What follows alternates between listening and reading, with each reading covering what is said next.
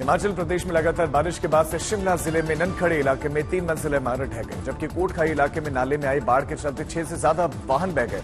मौसम विभाग ने चेतावनी दी है कि 22 और 23 जुलाई को तेज बारिश होगी, फ्लैश फ्लड और लैंडस्लाइड की भी आशंका है। विशेषकर बिलासपुर, हमीरपुर, कांगड़ा, मंडी, कुल्लू, सिरमौर, सोलन, किन्नौर और लाहौल स्पीति में लोगों को सतर्क रहने की चेतावनी जारी की गई है। हिमाचल प्रदेश में जुलाई के महीने में बारिश में हुए हादसों में अब तक 131 लोगों की जान जा चुकी है। 600 से ज्यादा अब भी सड़कें बंद हैं।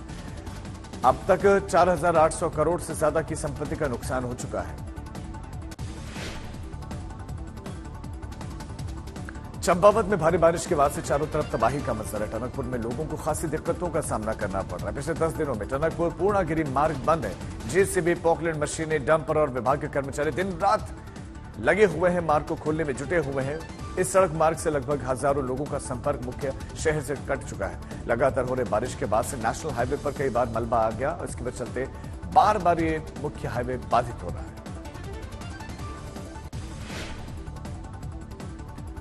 नांदेड़ जिले में लगातार बारिश के बाद से बड़ी तबाही मची हुई है और बारिश की वजह से कुछ छात्र पानी में फंस गए थे। लोगों की मदद से इन्हें सुरक्षित बाहर निकाला गया। गांव को जोड़ने वाले घोड़ा पुल पर पानी बह रहा है, जिसके चलते स्कूल बंद हो गया है। बिलौली तहसील के कई गांवों का संपर्क टूट गया है।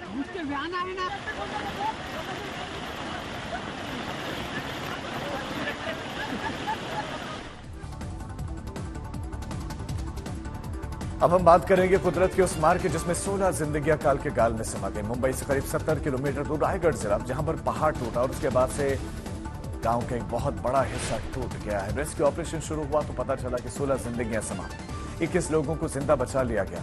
खराब मौसम की वजह से रेस्क्यू ऑपरेशन में लगातार खलल पड़ रहा है। देर शाम को ऑपरेशन रुक गया था। आज सुबह 5 बजे एक बार फिर से रेस्क्यू ऑपरेशन शुरू हुआ है। देव कोटक हमारे संवाददाता अब ज्यादा अपडेट्स के साथ जुड़ गए हैं। देव कोटक, अभी तक अपडेट दीजिए कि सुबह 5 बजे से लेकर अभी तक क्या किसी को बाहर निकाला जा सका? जी, जैसे कि आप जानते हैं कि रेस्क्यू ऑपरेशन एक काफी डिफिकल्ट कार्य होता है, लेकिन इतनी मुसीबतों के बावजूद एनडीआरएफ, एसडीआरएफ और जो माउंटेनियरिंग फोर्स है उनकी सहायता ली जा रही है। हमें ऐसी कोई सूचना नहीं मिली है कि फ्रेश 5:30 बजे के बाद कोई बॉडीज निकाली गई हो। जो आप जानते हैं कि 16 मौत कल ही हो चुकी थी। 16 का आंकड़ा, उनका शव निकाला गया था मलबे के नीचे से। जैसे कि मैंने पहले भी बताया कि इसमें जो डिफिकल्टीज है वो आ रही है क्योंकि सिर्फ लैंडस्लाइड के कारण नहीं है। जो लोगों के घर जो इसके नीचे चले गए हैं, लकड़ा, लोहा, वो सब भी निकालना पड़ रहा है। कोई एक्सकवेटिंग मशीन की इस्तेमाल नहीं की जा रही है। तो एनडीआरएफ की जो जवान है उनको अपने हाथों से मैन्युअली सारा निकालना पड़ रहा है, इसलिए वो हैवी भी है और उसमें समय भी लग रहा है। कल रेस्क्यू ऑपरेशंस को रोकना पड़ा था क्योंकि देर रात तक बारिश शुरू रही, तो उससे जो है डिफिकल्टीज काफी बढ़ गई वहां के जवानों की। लेकिन हम अभी स्पॉट पर पहुंचेंगे कुछ ही समय में और आपको वहां के लाइव विजुअल्स लाते रहेंगे। जी, तस्वीरें भी हम आपको दिखा रहे हैं कि वहां पर किस तरह से हालात बने हुए हैं। रेस्क्यू टीम को कितनी चुनौतियों का सामना करना पड़ रहा है, लेकिन वो सुबह से मलबा हटाने के काम में जुटे हुए हैं। चिंता वाली बात यह है कि जो हैवी मशीनरी है वो वहां तक नहीं पहुंच पा रहे हैं क्योंकि कच्चा मार्ग है, हैवी मशीन पहुंच नहीं पा रहे हैं। इसकी वजह से मलबा हटाने के काम में सब मैनुअली करना पड़ रहा है, इसलिए देरी हो रही है।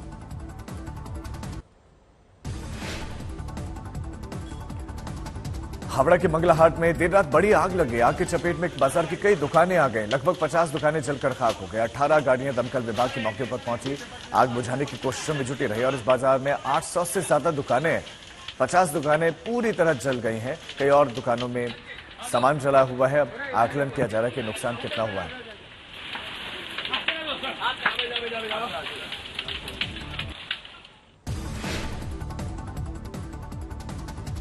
जयपुर शहर आज तड़के भूकंप से 3 झटकों से दहल गया। रिक्टर स्केल पर भूकंप की तीव्रता 4.4 थी, लेकिन बार बार आ रहे झटकों के चलते लोग डर गए, सहम गए, घरों से बाहर निकल आए।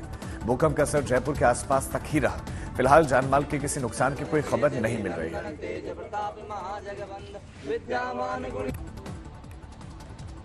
जयपुर में आज सुबह 4:10 पर भूकंप के झटके महसूस हुए हैं। भूकंप के झटके थोड़ी धीरे नहीं बल्कि काफी तेजी से थे, जिसके बाद जयपुर की रिहायशी इलाकों में कॉलोनियों में रहने वाले बासिंदे एकाएक बाहर आ गए। आप देख सकते हैं तस्वीरें, इस समय हम जयपुर के रामनगर इलाके में मौजूद है, जहां पर कल सुबह जैसे ही भूकंप के झटके महसूस हुए उसके बाद इलाके में रहने वाले लोग कॉलोनी से बाहर आ चुके हैं। इस समय हम उसी रामनगर इलाके की गोविंदपुरी कॉलोनी में मौजूद है, जहां पर बड़ी संख्या में लोग आप देख सकते हैं घरों से बाहर आ चुके हैं और इनको जैसे ही हल्के झटके महसूस हुए इसके बाद एहतियात के तौर पर इन्होंने बाहर आना ही अपने आप को महफूज समझा। पढ़ा होगा आपने भी जब महफूज हो रहना तो बहुत ही तेज है।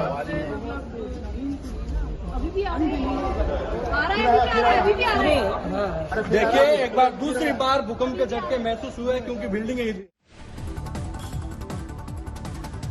अंबाला में आई बाढ़ के चलते कॉलोनीज में जबरदस्त तबाही मची। बस्तियों में 2.5 से 8 फीट तक पानी भर गया था। अंबाला के शक्तिनगर की महिला ई रिक्शा चालक ने उनके लिए भी ये बारिश बड़ी मुसीबत बन गई। दरअसल उनका ई रिक्शा इस बारिश में बिल्कुल बर्बाद हो गया, जिसके सहारे वो अपने 3 बच्चों का भरण पोषण कर रहे थे, उनको पाल रहे थे। अब इस महिला ने सरकार से मदद की गुहार लगाई है तो कुछ नहीं कि एक ई रिक्शा ही दे दो ताकि मैं अपने परिवार को पाल सकूं।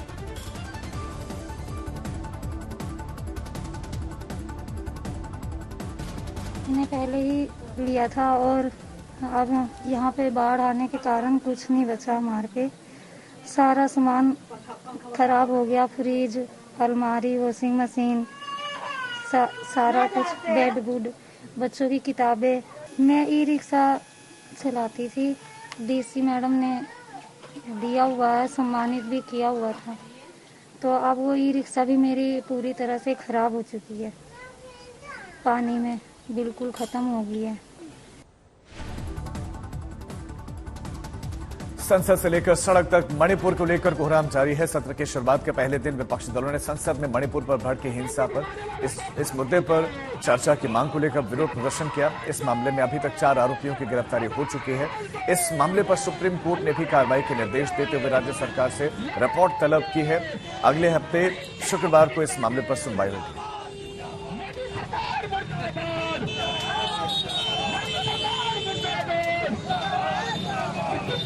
देश भर में मणिपुर कांड को लेकर इस तरह से प्रदर्शन देखने को मिला है। प्रयागराज में जितनी चर्चा माफिया डॉन अतीक अहमद की थी, उतनी ही उसके साथ रहने वाले उसके विदेशी नस्ल के कुत्तों की भी हुआ करते थे। उमेशपाल हत्याकांड के बाद से घर वाले तो फरार हैं। लावारिस कुत्तों की बदहाली पर अब नए नए तरह के विवाद सामने आने लगे हैं।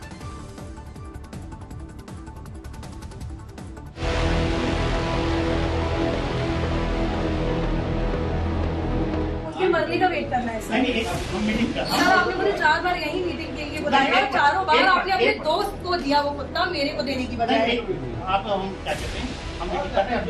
तो सर आप श्योर है दोस्ती के नाम पे आप कुत्ता देंगे? जो एनजीओ की सेवा की है, पूरे टाइम लगी थी, आप उसको नहीं देंगे? प्रयागराज के नगर निगम के दफ्तर में ये बहस माफिया डॉन अतीक अहमद के कुत्तों को लेकर हो रही है। कितनी टाइम में बताएंगे, जब वो मर जाएंगे या जब वो जिंदा बचेंगे? पशुओं के लिए काम करने वाली संस्था का आरोप है कि नगर निगम ने पालतू कुत्तों को अपने फायदे के लिए बेच दिया है। मर्जी का वेट करना है सर। आपने मुझे 4 बार यही मीटिंग के लिए बुलाया और चारों बार आपने अपने दोस्त को दिया वो कुत्ता, मेरे को देने की बजाय। एक वक्त था जब माफिया डॉन अतीक अहमद के साथ उसके कुत्तों का भी अलग ही रुतबा हुआ करता था। विदेशी नस्ल के 5 कुत्ते अतीक अहमद के बेहद करीब थे, जिनके लिए घर में देखभाल का वीआईपी इंतजाम था। अतीक अहमद की हत्या और परिवार के बिखरने के बाद इनके बुरे दिन आ गए। 5 में से 2 कुत्तों की पहले ही मौत हो चुकी है। बाकी बचे 3 कुत्तों में से एक गायब है। बाकी 2 की हालत भी ठीक नहीं बताई जा रही है। उन्होंने एक ब्रीडर को उसको अलॉट कर दिया। हमारे कई बार ऑब्जेक्ट करने पे इन्होंने ऑफिस में बुलाया, एप्लीकेशंस लिए कि हम आप लोग को दे देंगे केयर टेकिंग करने के लिए और अडॉप्ट कराने के लिए, मगर इन्होंने नहीं दिया। फिर 1-1.5 महीने पहले कुत्ते गायब हो गए।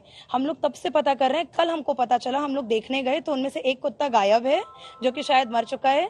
2 कुत्तों की हालत इतनी गंदी है, उनका पेट एकदम अंदर घुस चुका है, ना खाना मिलता है, रहने के लिए एक छोटी सी जंजीर में बांधा हुआ है और उनके हाथ पैर में कीड़े तक लग गए। उनकी इतनी बुरी अवस्था है कि वो भी मर ही जाएंगे अगर उनको नहीं बचाया गया। नगर निगम के अधिकारी आरोपों से इनकार तो कर रहे हैं, लेकिन कैमरे पर कुछ भी बोलने के लिए तैयार नहीं है। पंकज श्रीवास्तव, प्रयागराज। आज तक।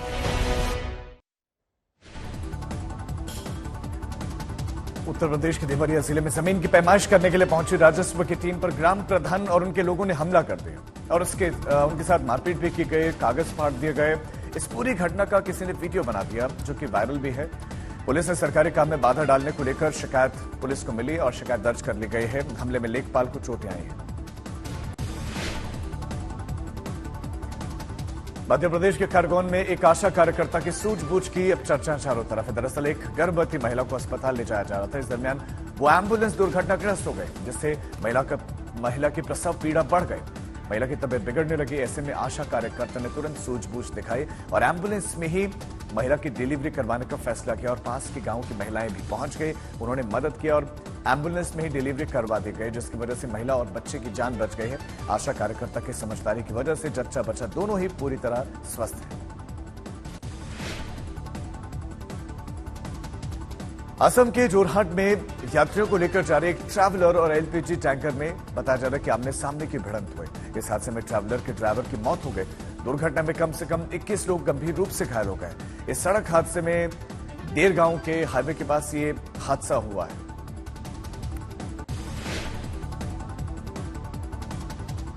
इन दिनों सब्जियों के दाम आसमान छू रहे हैं और सब्जियों को खरीदने के लिए आम आदमी को काफी मशक्कत करनी पड़ रही है। जिस तरह सब्जियों के दाम बढ़े हैं उसको देखते हुए अब चोरों की भी नजर इन सब्जियों पर है, इन महंगी सब्जियों पर पड़ गए हैं। हम ऐसा इसलिए करें क्योंकि बस्ती में हाईवे पर खड़े ट्रक में लदे हुए अदरक को चोरों ने बड़ी ही आसानी से चुरा लिया। जिनमें एक नहीं, दो नहीं, बल्कि ट्रक में रखे हुए करीब 50 बोरों को इन चोरों ने आसानी से उतारा, वहां से लेकर चंपत हो गए। हैरानी की बात यह है कि जिस जगह पर अदरक की चोरी हुई वहां से थाने की जो चौकी है वो महज चंद कदमों की दूरी पर है।